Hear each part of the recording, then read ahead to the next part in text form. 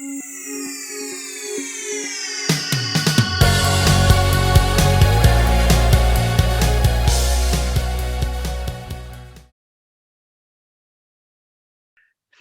welcome to today. What I don't want to do is talk at you, and I don't want to pitch our talk at a level that's not appropriate. So at any time, do interrupt me. So come off mute and ask a question or stop me, because as a teacher, one thing I learned very early on was always to teach at the level that the children are at, and then take them one stage further. I don't know if you're like me, but I've sat in front of real gurus of all sorts of things, and they've been marvelous, I'm sure, but I haven't understood a word they've said because I'm not up to their understanding level. So I know some of you listening to me do it all and do it better than I ever did. So forgive me if I say things that you already know. One thing I often say on talks is that I always aim to really remind you about perhaps what you've forgotten. Someone once said that to me, Neil, you haven't taught me anything new, but you've reminded me about what's really important in education. And that's what I hope to do today. In reminding you, I remind myself too. So I prepared a presentation, which I will begin to share now, but I will come back to our group in a little while so you can comment and ask questions and give your own views, because I'm interested in this workshop to learn from you too. So let's see if this works. I always keep my fingers crossed. Nigel, can you see that? Okay, Nigel? Perfect. Right. So that's VbE International. We are truly international. If you need to contact us, go through our website, as you see it marked on there. There are 3 websites that are to do with values-based education. The first is valuesbasededucation.com. The second is the IVIT Foundation, ivitfoundation.com, and the third is the one that's named neilhawks.org. But they're all interlinked. Nigel keeps an eye on all 3, so they are similar messages, but a lot of the personal things I do go on to neilhawks.org. Now, that was a school I was in, it doesn't seem very long ago, although it's probably a year ago. It was in the United Kingdom. And I took that picture at the end of the afternoon because they were so enthusiastic. They were so up for it, as I would say. They were, someone was talking this morning about different types of people, you know, the pilots and the people, the protesters. But in this group of people, they all seem to be very much positive people. It was a values-based school, so I think the staff had done so much. But as you heard me say this morning, the key to a values-based school is relationships. Without relationships, you cannot build up trust. And trust is, I think, the key value. When I talk to other organizations, not schools necessarily, I'm always asking them about the level of trust. And the trust is built up through values. A values-based school never, ever, ever has a hierarchy of relationships, only a hierarchy of roles. Now, what do I mean by that? Well, do you ever go to schools where near to the front door of the school is a place that's marked head teacher or principal, and everybody else has to park miles away from the school? Well, that's a hierarchy of relationships. You know, we all should be equal. I know when I often say that, head teachers sort of get very, very cross with me. But in other ways, in school photographs, so often if you walk into a school foyer, you will see photographs. And I look at the photographs and I ask, is there a hierarchy here? Is the principal at the top? and the person who cleans the school at the bottom of the list of photographs. And if they are, I say, come on now, let's muddle them all up, label the person's name so everyone knows what role, but no one is better than anybody else. That's equity. And if you have equity, you have an open group. If you don't have that, in my experience, what happens is that there's the explicit values about the school. Those are the ones that are the laminated values on the wall, but there are implicit values. Those are the values that really happen in the school. Everybody knows that one member of staff is not very pleasant to everybody else, but it's all covered up. People cannot be honest and open in their relationships. So when you're forming a values-based school, it really can be a bit, difficult because you have to really be honest. My wife, Jane, gave me a wonderful expression years ago that came from transactional analysis, a psychological program. It is open, honest communication. So that in a values-based school, we have open, everybody is willing to share what they feel, honest, saying your truth without causing offense, and good communication. If you have those ingredients in your school, then you can share difficult things because we don't all agree. You know, I might have one idea, you might have another, but we share them and we respect the person who's giving the message.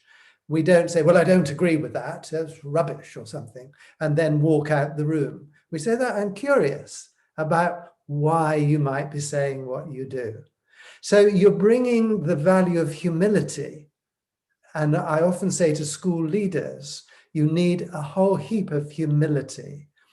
The job of a leader, in my view, is to release the creative dynamic of everybody who's a member of the staff. So everybody feels that their voice is heard. We often hear about the importance of the pupil voice, but the staff voice. So no one has to think because they're a newly qualified teacher or they are a part of the support team that they are less important than anybody else. So that's crucial when you're forming a values-based school or company or even family at home. You know, are your relationships at home open, honest, and all those things that I've talked about? Because if you are, then you might have some difficult moments. Jane, my wife, is sitting next to me at the moment because her seminar is coming up in a moment. And we often have quite sharp exchanges. But at the end of the time, we're always knowing that we love each other underneath and respect each other so that we can have that communication again. So getting on doesn't mean we agree all the time, because in a school, you want to have good ideas that are creative, and sometimes you need a little bit of tension. But always remember, if there's any feeling that you have about another colleague that's not positive, then find a time to make that up. Be the one to say, I'm very sorry, I spoke sharply, or I didn't quite understand what you were saying, so that you can repair relationships. The reason this is so important is how you are as adults in the school. The children immediately know. The children know how you are together. They notice as you're talking to one another as adults, how you are, whether there's tension. And they need to be in an atmosphere where there are good relationships. That isn't easy. Life is about forming and reforming relationships almost constantly. You think you've made it with somebody and then you think, oh no, I've got to do a little extra work there. Because being a human being, I don't know if it's your experience, but mine is, it's a complex business because understanding yourself is difficult enough without trying to understand someone else. So if you can be that sort of staff, absolutely great. Now, a little activity for you. I hope you have access to a piece of paper I've got a plate that you're seeing, but I'm going to just give you half a minute or so. And what I would like you to do, would you draw a circle that looks like a plate? And on your plate, would you write no more than 5 words which you believe are your core values? What are your values? May I give you just a minute to write those down?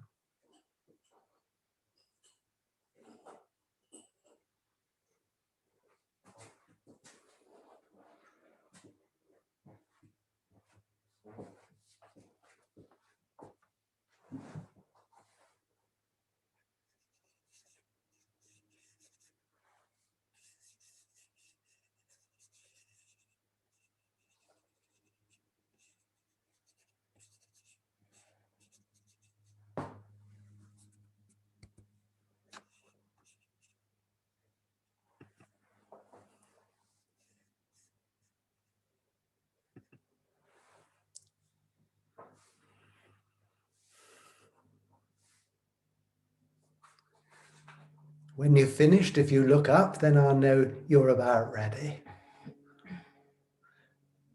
Those of you who aren't on video, then I'll make an assumption. So on the plate, I deliberately show a plate because I often say that's what you bring to the dinner table. That's what you bring to your own family. When you come and sit down with them to eat, or if you're at a school, when you come down to eat, those are the values that you're bringing to the dinner party. Would anybody like to share what values you put down? David. Hi, everybody. Kindness, integrity, humility, love, fairness, gratitude, and beauty. Wow, that's an incredible list, David. I'm interested to know, if I pinned you down and said, out of all that wonderful list, is there one that drives your behavior more than any others? Which would it be? Kindness. Yeah, Jane's just said to me, she's sitting, she said, yes, because we've met you. The day we visited your school, you just oozed kindness. So thank you for that. Would someone else like to share?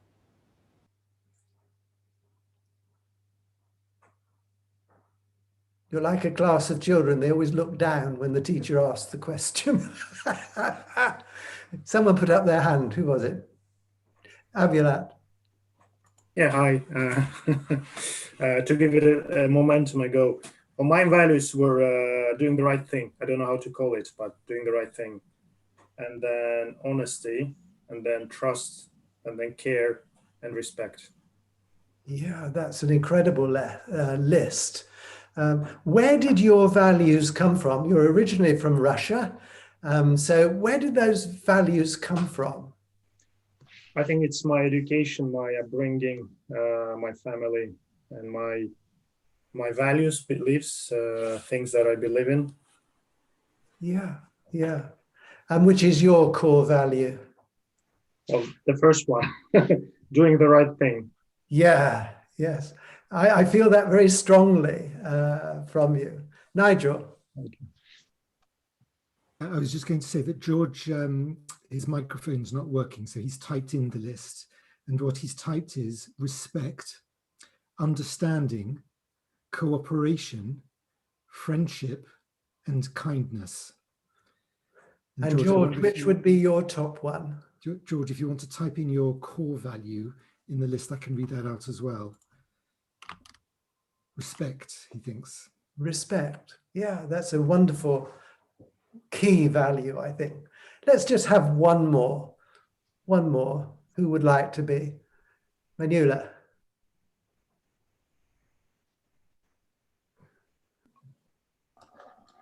Hello. I've put generosity, kindness, love, forgiveness, and service. An incredible list there. And your key one for you, your core one? Is love. Love. Yeah. Why is that so important to you? I think that's the most important one, because without that, the others, I think that's the main one, because the others stem from that. Because you've got to love what you do, and you've got to love other people for them to want to be kind to them, and to want to be, you know, forgiving, and to want to serve others as well. So all those other values stem from love, I believe. Do you know, that's so interesting you say that. I was visiting, well, Julie Reese's school, Ledbury School, some years ago, and she was doing with the children, year 6 children, a similar exercise that we're doing at the moment. And they had to put an arrangement of values down on the ground, and a girl had put love at the top of her list.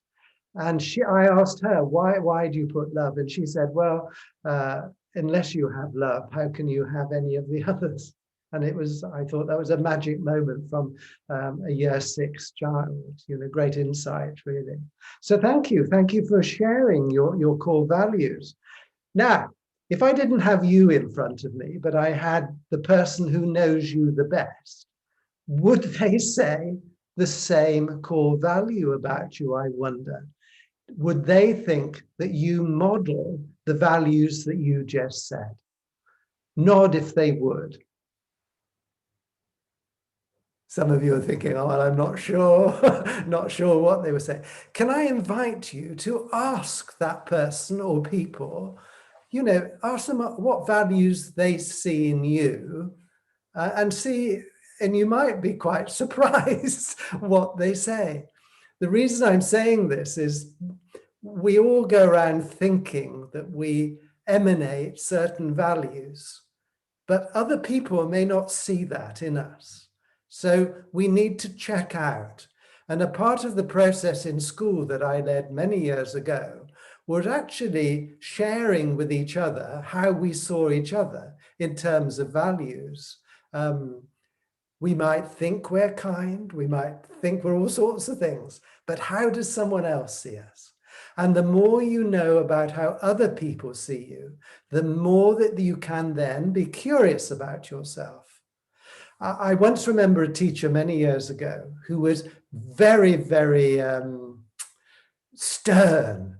And I used to think, oh my gosh, you're so stern with the children. And later on, she had a child of her own, and she became much more friendly. And I suddenly realized that she had an impression of herself, which was friendly, but she was nervous and she was slightly shy. And because she was that, she came over as stern. And so often there's something underlying. Jane and I were talking about anger the other day, and Jane, who often has great insights, said that, well, often people will be angry when they are fearful. So the underlying negative or limiting emotion is anger, is fear. But we show ourselves to be angry because we're worried or something. And I thought Jane's insight was really good. So you see how you are sort of being curious about values, about yourself, because as I said in the presentation this morning, we have to be the change we want to see in the world. So many people say, well, if the government would change, things would be better. You know, if Donald Trump went away, things would be better, or whatever. But the truth is that we have to be the ones to change. And always remember the political climate. Politicians are a manifestation of the internal world of the population. So if we become stronger internally ourselves, then you will find society changes as well. It sort of upgrades itself. Society goes upwards rather than dumbing down. So think about the values. And when you have in a values-based school, it's no point in just having these words. The next stage is even more crucial. It's saying, well, which one of you said respect was your key? Was it George? Yeah, George, you said respect. So what I'd be asking each one of you to do with your core value is, how in reality do you show that core value? What does it really look like when you're loving or doing the right thing or love or whatever you might have said? What does it look like in practice? And that's what you get the whole staff to think about. You know, if you choose respect, then in a school, what do you stop doing as colleagues? What do you stop doing that you might be doing at the moment? And what do you begin doing that you haven't done? I think I said this morning, you know, you stop shouting at each other and at children. You don't do put downs and sarcasm. You don't have things like in primary education that I see in some classrooms called the cloud. You know, it's a cloud that's put on the wall, and children that are deemed to be misbehaving, their names are put on the cloud. Little children find that really disempowering and shaming to have that happen to them. So you think about your routines and structures and how you have to adjust. Professor Mick Waters talked about the environment of the school this morning. You really investigate your environment. You look at it. How is the environment really creating our value-based way of working?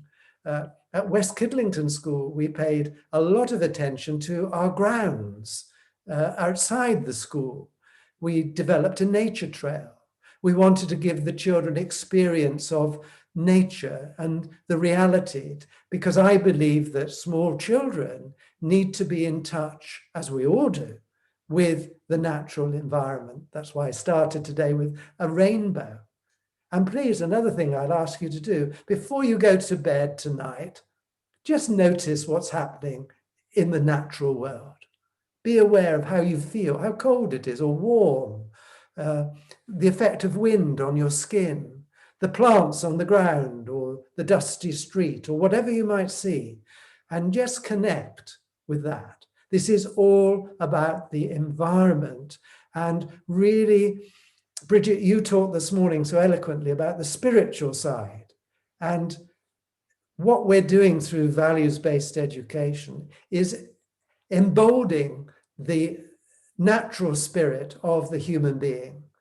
We are enabling that spirit to really show itself in the world and connect with each other in that sort of beautiful way.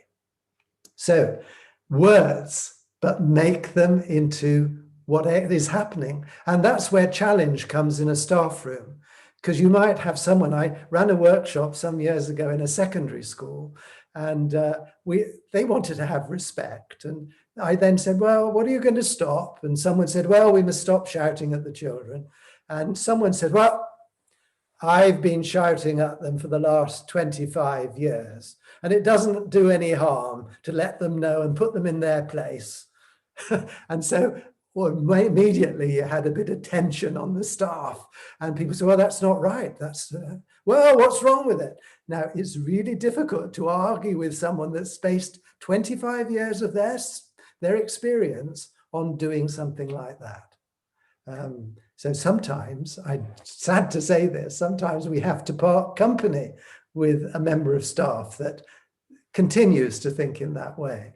An old teacher once told me many years ago, and you've all heard this, children only get one chance. So why should we spoil that chance? So they deserve the very best we can give them. I'm going to go back to the screen share now. Hopefully it will happen.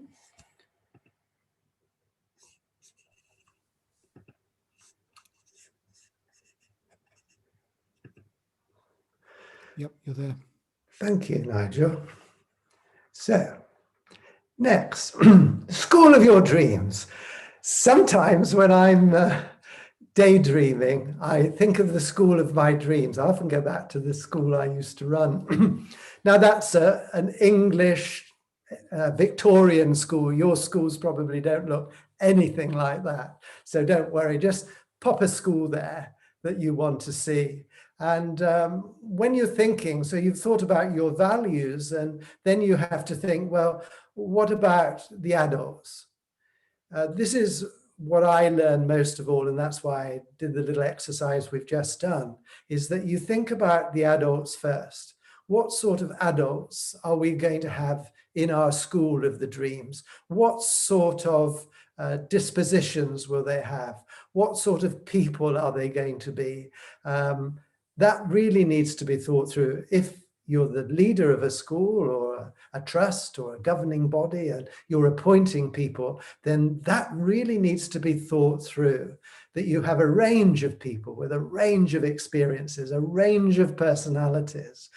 But you always ask at interview, what are your values?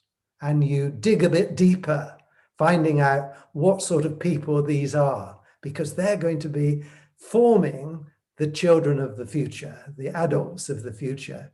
So adults are so important to think about in the school of your dreams. This little exercise, by the way, you could do with your own staff at some point. Get them to think about the school of their dreams. This could take an hour to do this little process I'm showing now, but it's well worthwhile. Often schools become values-based schools almost too quickly. They make assumptions and they don't let every voice be heard, and everybody needs to be heard in this process. So what are the adults doing? Then, of course, the children. What are the needs of children? What are their needs? Jason talked this morning about the food needs of children, that children need exercise. One of my fears at the moment in many schools that I visit is that children don't have enough exercise. Jason said that many of our children are obese, but we seem to think that literacy and numeracy and a bit of science and other things are more important than keeping fit. Do you teach your children how to breathe? My wife, Jane, and Bridget will be talking about that, I think, in a later session this afternoon. But breathing. Jane has taught me really to use all parts of my lungs so that I know how to breathe. Do you teach the children how to sit with straight backs? Or do they slump forward and start to get round-shouldered, putting pressure on their lungs? So some very basic things. When I visit Thailand, children naturally sit properly. They've been taught to sit. But in the West, we allow children to gradually sink.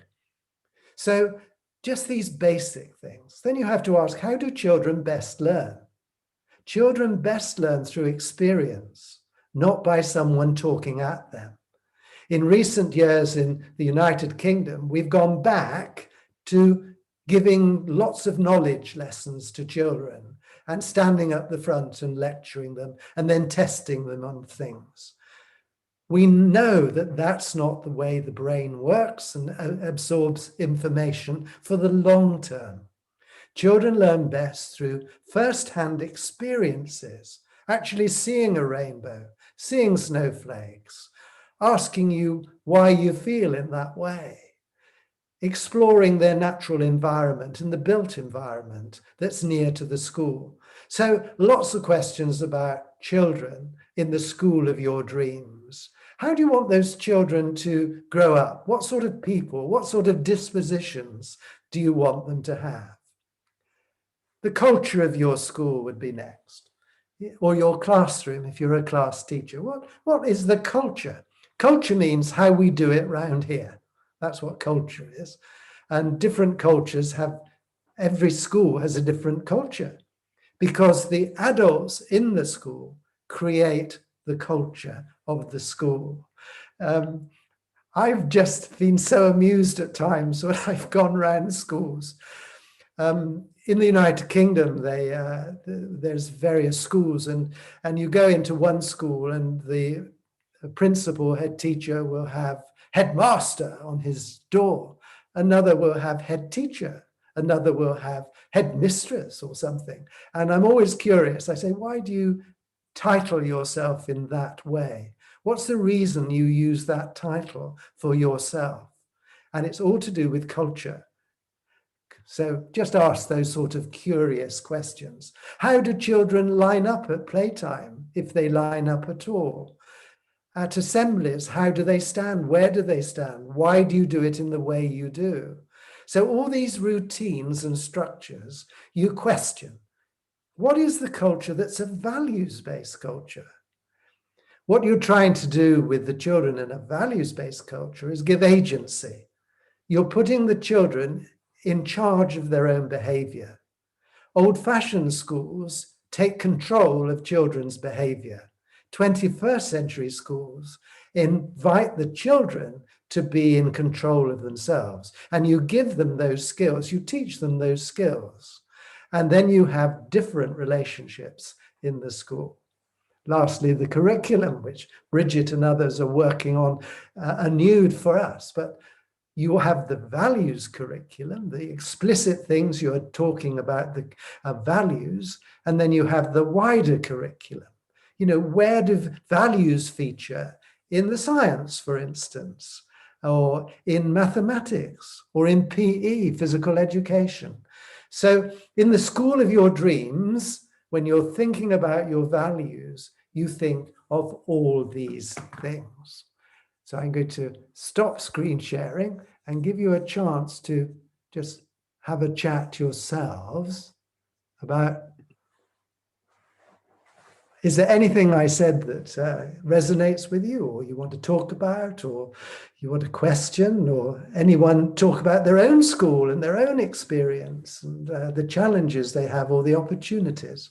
I'll just give a few minutes for us to have a joint discussion. Charlotte, can I pick on you first? Because you made the incredible changes in such a challenging circumstance. What really made it successful for you? Because I know you're really successful. Well, I still feel like we're very much on a journey, Neil, and we've got lots of things right. But as you're talking, that's why I chose to come to this chat, because I know you'll always pull me back and remind me of the things I've forgotten and draw me back to the sort of core principles, because you do sort of go off at tangents. So that's why I wanted to just look back at the fundamentals again. What interested me about what you said was I am known as a head teacher, and I don't like that term. I'd happily be called Charlotte, but culturally, because I think respect is so much bigger than her name, isn't it? And yeah, so if you've got any suggestions what else I could be called, I'd love that. I used to think I'd put a notice servant on my door because I thought that's what I was. I just went around being the servant.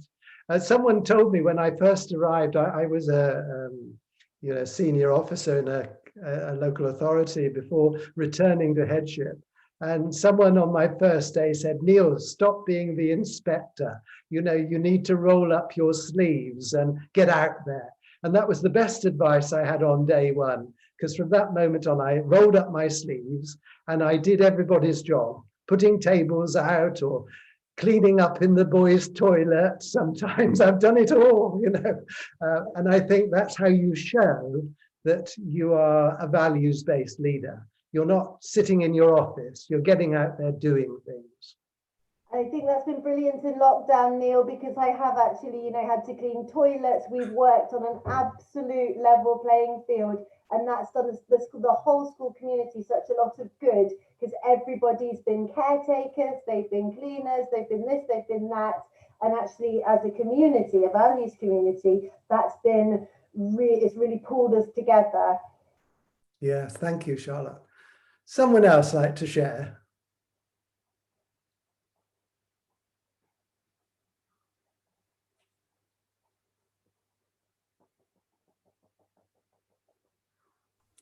Manjula, you were just mentioning earlier that your school is a pupil referral unit, and I know it's relatively early days, but you just started briefly talking about some of the values you've implemented. I just wondered what your thoughts were on what Neil's been saying, and whether you've got any experiences yourself of how this might manifest itself in your school.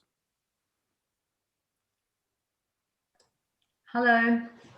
Well, we're new to the values-based education. We do have a value of the term or half term that we base assemblies on, or we have done before lockdown. And now that things have changed and the way we run our schools, it's not such a happy and free place like it used to be, and we want we feel that the students are missing out. A lot of them, because of the type of families they come from, haven't been out. They don't get to, during lockdown they were very limited to what we have. That's our job to do. We've implemented things this term, like Pupil of the Week. The children really love that. The pupils who receive that really love that. That's worked really well. And I think the idea of that Neil was saying about the explicit values and the implicit values, we do have lots of posters up around our centre with values and be kind and all those sorts of things. But but as a staff, we may not all behave or show those values to each other. So I think that's something for us to think about and take on board. We do, like all schools, there are differences between the staff, and there's little cliques and things like that. So I think that's something that we have to work through, as well as try and speak to the pupils about and try and help them with gaining some values. So you are so right there. What I thought, when I go into values-based schools, I'm always looking, if they ask me to audit a school, I'm always looking for consistency from members of staff. So I'll often go and just be in a staff room and just listen out. You'll be like a fly on the wall. Because if you have lots of cliques on the staff, it does have a negative energy. It's a draining energy in the school. So you have to face that one up. There was a head teacher I knew many years ago who actually put a teacher on the disciplinary procedure because the lady was making rude comments about another member of staff. And because they were a values-based school, he said, well, we can't do this here. We don't behave in that way. If you have a disagreement with someone, then it's open and honest, and in the way that I described. So it is challenging, though, as you will find, sort of really calling people out when they are gossiping inappropriately about people. So thank you for that. Rosa, you've been very quiet this afternoon. Would you like to say anything? I'm not forcing you. You might have something to contribute. Thank you for being here, for inviting me. Sorry. I think that when I saw the School of Your Dreams, it reminded me the values of indigenous people in Brazil, because I have, besides working with India and Brazil, with students from both countries in this virtual exchange, I have started developing some projects with some interactions with indigenous people. And I asked them about what is the school of your dreams? And the answer was just the most beautiful I have heard. They said that it is finding the origin of humanity, that education was finding the origin of humanity and working for a common purpose, for common objectives. And I think that this is a movement that we have done in different ways in different countries, to find this, education, I think, is the way that we can build this prosperity, peace, dialogue in all nations. So being the difference we want to be as a teacher, it means going sometimes against the system, or it means providing the system something that can really make the difference in each one's lives. So what I believe, like in Brazil, we don't have classes since March. And it means that we are having, some schools are having 5 hours a day of online classes. And it's very interesting because the virtual exchanges like we are having here, they have created wonderful dynamics to interact and to have students feel safe and to trust in the process. And I have learned a lot. I feel I am a learner, and the value behind it is really connecting humanity, being human. I think that's one of the takeaway messages for today. I'm noticing that everyone is nodding. You know, Jane has written down your phrase. I think it was a beautiful thing to say. I'm so pleased I called on you. My intuition was to ask you that. So I'm just going to reshare my screen.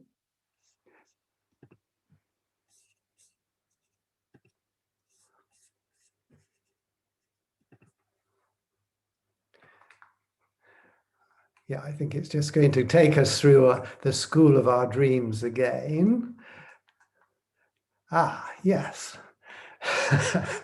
I do like this picture. I had permission to show this picture. So yeah, this is just emphasizing culture of a school. This was a school that hadn't started its values journey, and the head teacher had just begun through a member of staff who was interested in VbE, and he invited me into the school.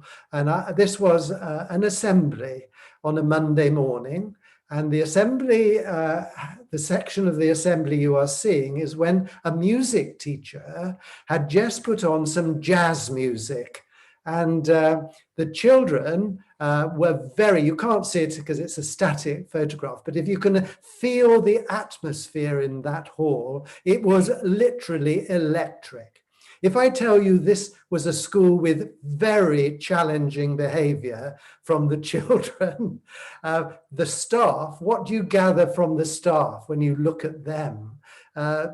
They're looking very fearful. If someone puts their finger to their lips and starts biting their nails, you know that they're a bit worried about what's going to happen. And the question there was, what do you think the man does next? Now, as we're a bit pushed for time, I'll tell you. What he's doing is eyeballing a child at the end of a row, and he then goes along the row, picks up the child and brings the child to the side of the room and tells the child not to move. Those teachers were full of fear. They knew that because that music teacher had wound the children up, that the rest of their Monday morning was going to be difficult. So we brought in values-based education to that school. And when I showed that picture to the staff a year later, they all burst out laughing. They couldn't believe that that was them a year ago, because they employed all the things that we talk about in values-based education, and the relationships changed and the children's behavior changed. Those children are all capable of behaving well. You might have the odd child who has a particular special need that finds it difficult, but the majority of children can behave if you model it first. And that's what the teachers did. They started modeling the behavior they wanted to see of the children. So what you're doing in your school is creating a safe environment. Number one, relationships, but the relationships then lead on to a safe environment. It's key. That's why as a head teacher, you have to really audit your school.